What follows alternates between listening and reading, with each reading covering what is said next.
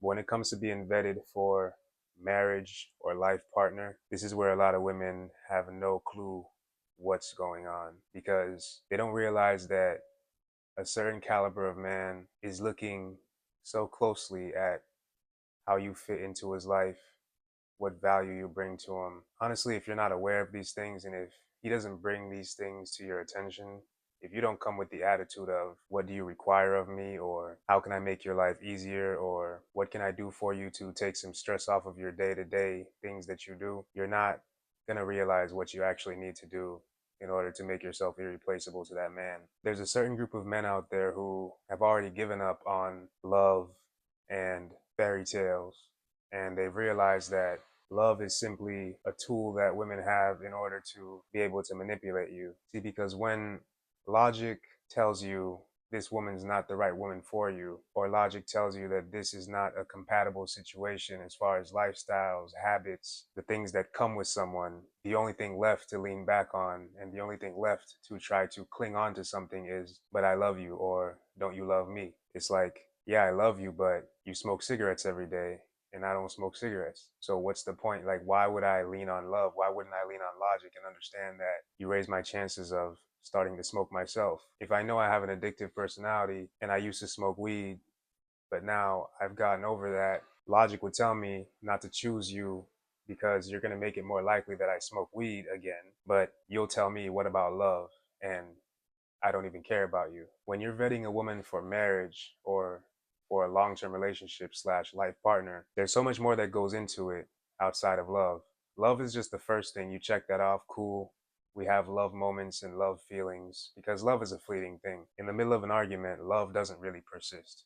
That's not the thing that you feel in that moment. Love essentially is a feeling for women. For men, they love a little bit differently. They love more in the fashion of a responsibility, so it's more consistent. Because even if your woman's upset at you, yelling at you, sometimes even if she's cheating on you, you're still going to love her in regards to the responsibility of the title that you all have. For example, a man will still pay for the house while a woman is not giving him any intimacy because he took on that responsibility, and logically in his mind, he sees it as, I took on that responsibility. I knew that this was a possibility, so I'm not going to cop out on my end of the deal. A woman will love you to death.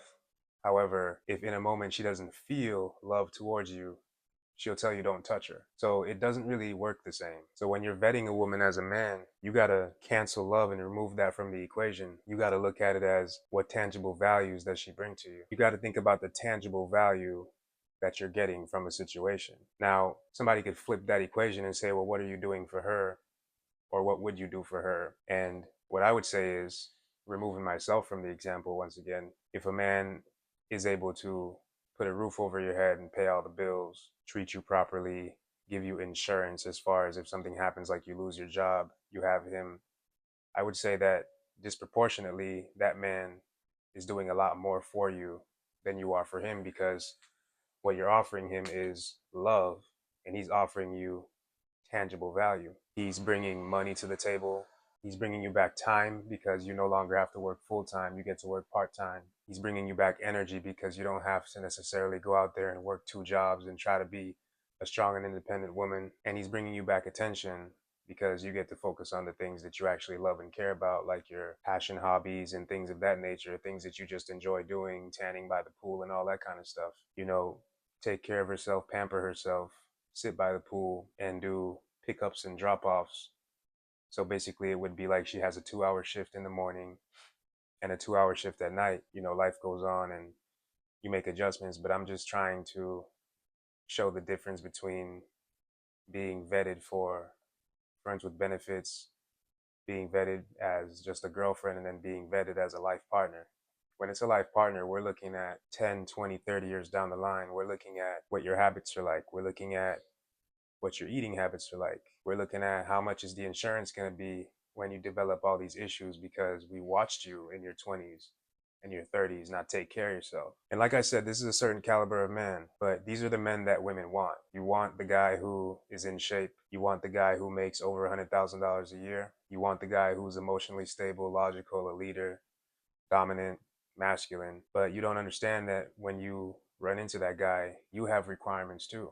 You don't just show up and get that and keep it and it just works out for you. Like he has requirements of himself. Like I don't always want to go to the gym. I don't always want to be disciplined. I don't always want to watch what I eat. I don't always want to work extra hours. I don't always want to make that phone call, take that person's name, follow up on that situation, make sure to like pin everybody down to make sure they work. Speaking for like when you're talking to customer service representatives and stuff like that, how you have to like you have to be aggressive to like get these things done because nobody's trying to do anything. Nobody's trying to help you. And when you're that person, that's what you got to do. And when a woman wants that type of man, she has to understand that these are some of the temperaments and requirements that come with it. So yeah, I get it. You want to be with a millionaire. You want to be with a guy that makes 100K. You want to be with a guy that makes 75K.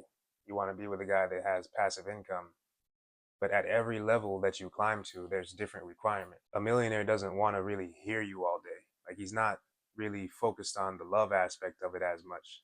Of course, there's going to be somebody to say, well, I dated a guy. Listen, your little anecdotal situations, it doesn't really apply to the general public. It doesn't apply to the majority. So if you know 6 people that are the exact opposite of what I'm saying, doesn't mean that's the majority. And I also don't believe you, to be quite frank, because if I told you to call them, you wouldn't be able to. You would just start mumbling and start trying to get out of the situation. Like everybody knows a guy that. I get it. But we're speaking in generalities. We're speaking for the obvious. The more you get, the more responsibilities that come with it. So the higher caliber of man you want, the harder it's going to be to actually be the type of woman that would keep and be with that man and garner his respect. So to be honest, man, a lot of women are meant to be long-term girlfriends and friends with benefits because if you really wanted to be a wife and get chosen, you would be going to the gym or having some sort of routine. You would have a cookbook to where you could present that to a man and be like, hey, although you might not need these things because you have your meal prep service or you have a certain way that you eat, a certain protocol, and you already have your meal set, here's something that I come with. Here's something that I bring to the table. I have a daughter and I plan on taking care of her until she decides that she found somebody who's worthy or maybe somebody who hopefully has a similar temperament to me, protector, provider, sees the value that she brings to the planet. And I'm going to teach my daughter how to take care of a man because I know what men need and she'll listen to me. You guys won't.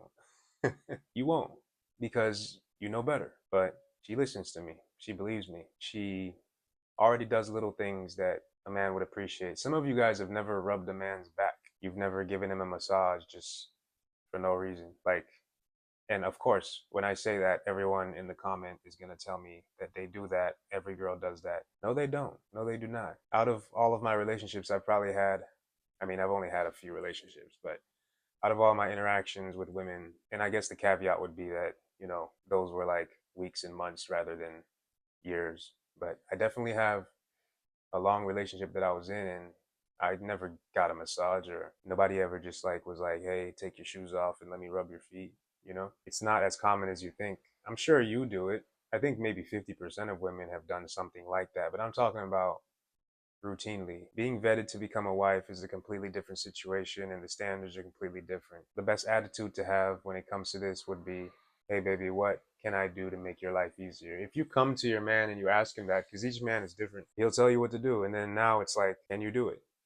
Are you willing to do it? And a lot of women don't want to ask, how can I help you? Because they know that when you make it clear to them how they can help you, they might not be able to do it. And they might not want to be of service to you. People got egos, man. People put themselves on these pedestals. A lot of women believe that you should take care of them and worship them at the same time. They don't believe that because you protect and provide for them, that you should be held on some sort of pedestal or taken care of.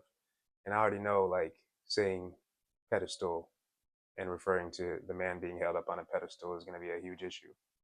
But nobody has an issue when a man says that the woman should be held up on a pedestal. Everybody stays quiet. Just a weird world, man. But just wanted to have a quick conversation, kind of a little chill video. I'll try to edit this so it's not too long. And just wanted to bring some honesty to the situation because honestly, men are never going to tell you guys the truth.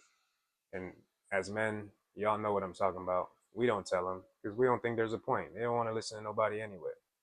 They're just going to be single, have fun, turn 30, 40, 50, and realize like, holy shit, I actually did not secure a man and I'm really doing this by myself. I had a woman try to tell me one time dating at 50 is going to be fun if she ends up in that situation. I'm like, and I guess it was a way to like for her to show me that she's not scared to like lose me or something like that, or she's not worried about it or whatever.